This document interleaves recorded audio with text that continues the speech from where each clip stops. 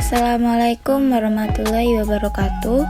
Perkenalkan, nama saya Zara Inmas Dwi Andiani dengan nomor induk mahasiswa 4401421100. Di sini saya akan menjelaskan tentang organ metamorfosis.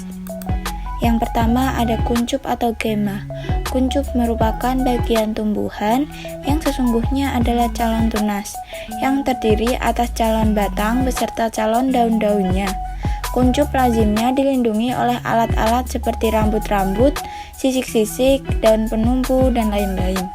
Tidak semua kuncup dapat berkembang menjadi bagian tumbuhan yang baru. Gambarnya ada seperti di samping. Kuncup dapat dibedakan menjadi berikut. Yang pertama, ada kuncup daun atau gema folifera.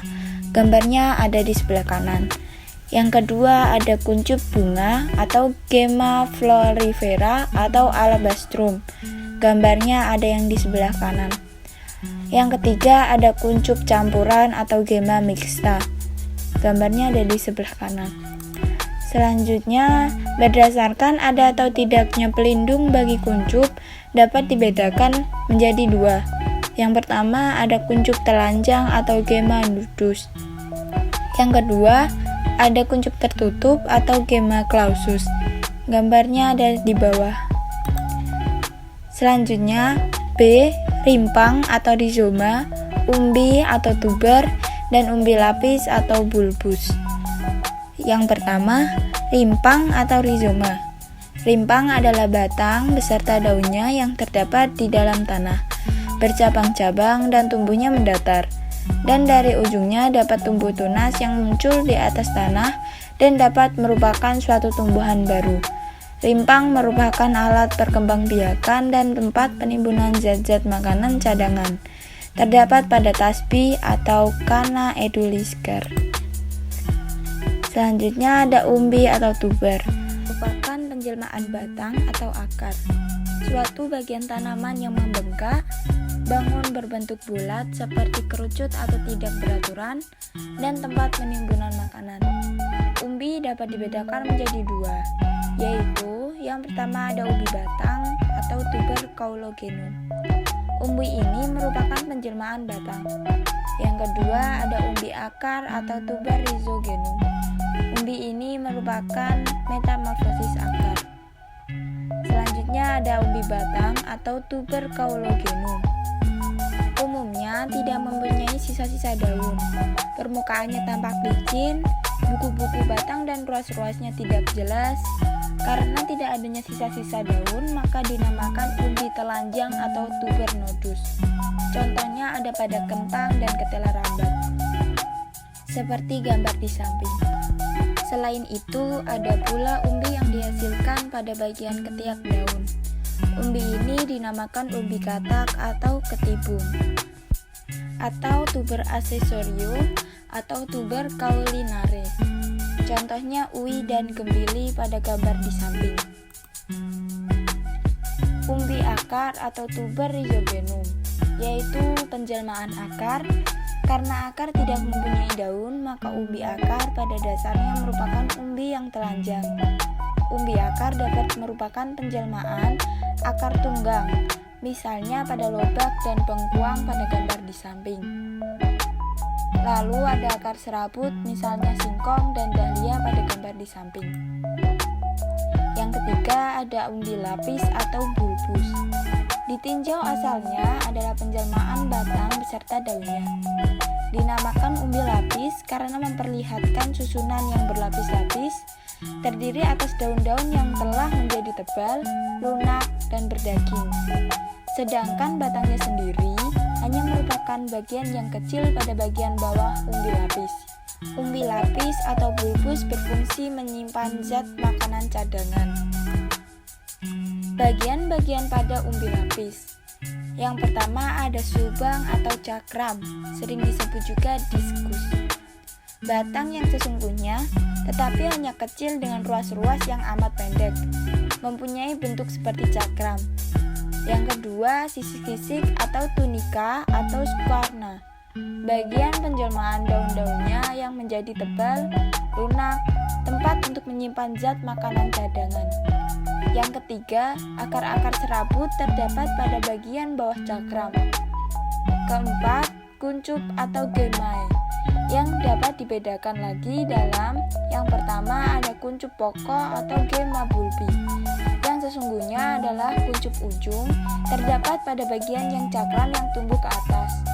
Yang kedua ada kuncup samping merupakan umbi lapis kecil-kecil berkelompok di sekitar umbi induknya. Bagian ini dinamakan cium bulbus atau anak umbi lapis seperti misalnya pada bawang merah atau Allium cepae. Umbi lapis menurut sifat sisi fisiknya ada dua macam, yaitu yang berlapis atau bulbus tunicatus. Jika daunnya merupakan bagian yang lebar, bagian luar menyelubungi bagian yang lebih dalam. Jika umbi diiris membujur akan tampak jelas susunannya yang berlapis-lapis. Misalnya umbi lapis bawang merah. Yang kedua ada yang bersisik atau bulbus squamosus. Jika metamorfosis daun-daunnya tidak ada bagian yang lebar yang dapat menyelubungi seluruh umbi, melainkan tersusun seperti genting, misalnya pada umbi lapis pada lilia. Selanjutnya ada alat pembelit atau sulur. Alat pembelit atau sulur adalah bagian tumbuhan yang biasanya menyerupai spiral yang berguna untuk membelit benda-benda yang disentuhnya untuk berpegangan saat tumbuhan berusaha mendapatkan penunjang untuk dapat naik ke atas. Alat pembelit biasanya merupakan metamorfosis cabang, daun, maupun akar. Yang pertama ada cabang pembelit atau sulur dahan. Alat pembelit yang terdiri dari cabang atau tunas yang biasanya terlihat dari tempatnya. Contohnya ada anggur atau Vitis vinifera dan Markisa atau Passiflora quadrangularis. Yang B, ada daun pembelit atau sulur daun. Alat pembelit yang merupakan metamorfosis suatu bagian daun. Tangkai daun contohnya Clematis. Ujung ibu tangkai daun pada daun majemuk contohnya kacang kapri atau Pisum sativum. Gambarnya bisa dilihat di bawah. Yang C, akar pembelit. Akar yang berubah menjadi suatu alat pembelit, contohnya pada Vanilla planiflora. Selanjutnya ada piala atau ascidium. Merupakan ujung daun yang berubah menjadi badan menyerupai piala yang lengkap dengan tutupnya. Pada tepinya terdapat kelenjar madu untuk menarik serangga, dan jika serangga tergelincir masuk ke dalam piala, zat-zat yang terdapat pada dinding bagian dalam piala akan mencerna serangga tersebut sehingga dapat diserap untuk kepentingan kehidupan tumbuhan. Contoh dari piala adalah tumbuhan kantong semar atau Nepenthes ampullaria. Selanjutnya ada gelembung atau Utriculus. Terdapat pada tumbuhan pemakan serangga yang hidup di air. Misalnya rumput gelembung bagi tumbuhan ini. Gelembung tersebut merupakan semacam bubu untuk menangkap serangga kecil yang hidup di dalam air. Selanjutnya ada duri atau spina.